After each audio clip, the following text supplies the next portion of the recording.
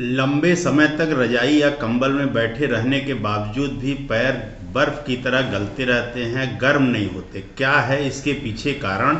आइए जानते हैं इसके विषय में विस्तृत बातें। तो myself doctor R C. Maurya, Ayurveda medical officer, Prayagraj, Uttar Pradesh से। जो लोग हमारे चैनल पर नए हैं, चैनल को सब्सक्राइब करें और जानकारी को ज़्यादा से ज़्यादा लोगों तक शेयर करें।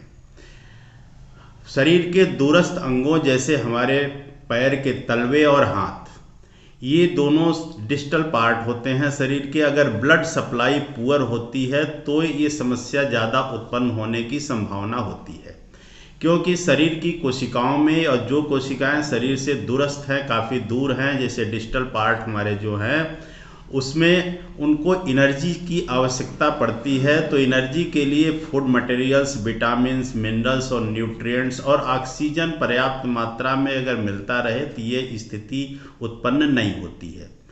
लेकिन कुछ वैज्ञानिक साक्ष्यों से ये पता लगा है कि कुछ शरीर की ऐसी समस्याएं जो इस परेशानी को और बद से बदतर बना देती हैं, उसी संदर्भ में बात करेंगे।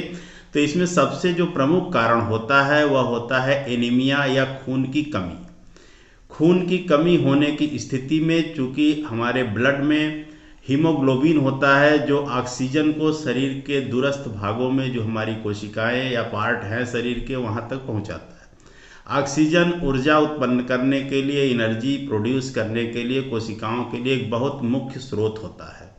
यदि ऑक्सीजन की प्रॉपर सप्लाई नहीं होती है तो यह समस्या उत्पन्न होती है। तो ऐसे लोग जो एनीमिक हैं, जिनमें खून की कमी रहती है, उसमें यह समस्या देखने को मिलती है। दूसरी जो सबसे बड़ी बात होती है वह है विटामिन डेफिशिएंसी। विटामिन डेफिशिएंसी में विटामिन B12 और विटामिन डी, ये विटामिन्स हमारे हरी सब्जियों, फल, फ्रूट्स में पर्याप्त मात्रा में मिल जाते हैं। विटामिन B12 और विटामिन डी सनलाइट में या धूप में हमें पर्याप्त मात्रा में मिल सकता है। तो अगर यह विटामिन की डिफिशिएंसी है तो यहाँ से प्राप्त करने का प्रयास करना चाहिए। तीसरी जो प्रमुख बात होती है वह यह कि कोलेस्ट्रॉल लेवल यदि शरीर का बढ़ता है तो निश्चित रूप से ब्लड वेसल्स में डिपॉजिट होने की वजह से ब्लड वेसल नैरो हो जाती है, खून की नलियाँ सकरी होने लगती हैं और ब्लड का फ्लो हमारे पैरों तक, हाथों तक, जो शरीर के दूरस्थ पार्ट हैं, वहाँ तक बड़ी मुश्किल से हो पाता है। तो ऐसी स्थिति में भी पुअर ब्लड सप्लाई की वजह से हाथ पैर ठंडे रह जाते हैं। कुछ ऐसी बीमारियाँ जैसे डायबिटीज़ के जो रोगी होते हैं या शुगर के जो रोगी होते हैं, उनमें पेरिफेरल न्यूराइटिस या इस तरह की समस्याएं उत्पन्न होती हैं। वो एक कॉम्प्लिकेशन के रूप में होता है। ऐसे रोगियों में भी यह समस्या ज़्यादातर देखने को मिलती है। हाइपोथायराइडिज्म यानी जिनमें थायराइड की समस्या होती है, थायरॉक्सिन हार्मोन कम बनता है, उनके शरीर का एक बेसल मेटाबॉलिक रेट होता है, वो कम होने लगता है। ऐसी अवस्था में शरीर की क्रियाविधि या मेटाबॉलिक प्रक्रियाएं प्रभावित होती हैं और ऐसे मरीजों में भी हाथ और पैर ठंडे रहने की समस्या ज़्यादा होती है। तो आइए हम बात करते हैं कि इनको कैसे दूर किया जाए। प्रिवेंशन की जहाँ तक बात है तो जो कारण है उनका निवारण होना बहुत ज़रूरी है। हरी सब्जियाँ और फल फ्रूट्स जो विटामिन्स और मिनरल्स से परिपूर्ण होते हैं, तो हमें इनका सेवन पर्याप्त मात्रा में करना चाहिए। चूँकि संयोग की भी बात है कि जाड़े के दिनों में पर्याप्त हरी सब्जियां उत्पन्न होती हैं, आंवला भी उत्पन्न होता है, हल्दी भी, ये सारी चीज़ें जो हमें ज़रूरत है वो चीज़ें जाड़े के मौसम में पर्याप्त मात्रा में हमें मिलती है, जो कि हमारे शरीर के लिए बहुत ही ज़रूरी होता है।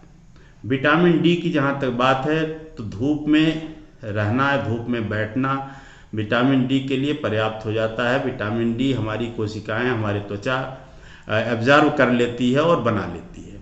तो विटामिन डी हमें यहाँ से मिल सकता है। कोलेस्ट्रॉल की बात करें तो कोलेस्ट्रॉल लेवल, चूँकि जाड़े में हम ज़्यादा फैटी डाइट का सेवन करने लगते हैं, हमारा डाइट जो हाई एनर्जेटिक होता है उससे बचना चाहिए, क्योंकि ऐसी अवस्था में कोलेस्ट्रॉल को बैलेंस कर पाना मुश्किल होता है। तो कोलेस्ट्रॉल का ध्यान रखें, उससे बैलेंस करें। थायराइड और शुगर के रोगियों के लिए निर्देश कि वो अपने चिकित्सक से मिलकर शुगर लेवल को मेंटेन कराएं, शुगर लेवल बैलेंस रखें और थायराइड को भी बैलेंस रखें, ताकि इस तरह से होने वाली समस्याओं से बच सकें।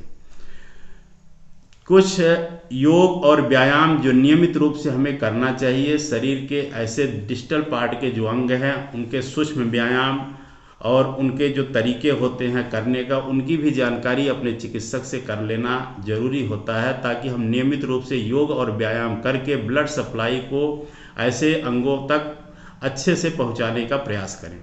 तो इस तरह यदि हम सचेत रहेंगे, और चूँकि जानकारियाँ जरूरी होती हैं और हम जानकारियों को समझेंगे, इकट्ठा करेंगे और अपने इस तरह के होने वाली समस्याओं के बारे में जानेंगे, तो निश्चित रूप से हम इस तरह की बीमारी से मुक्त हो सकते हैं। धन्यवाद।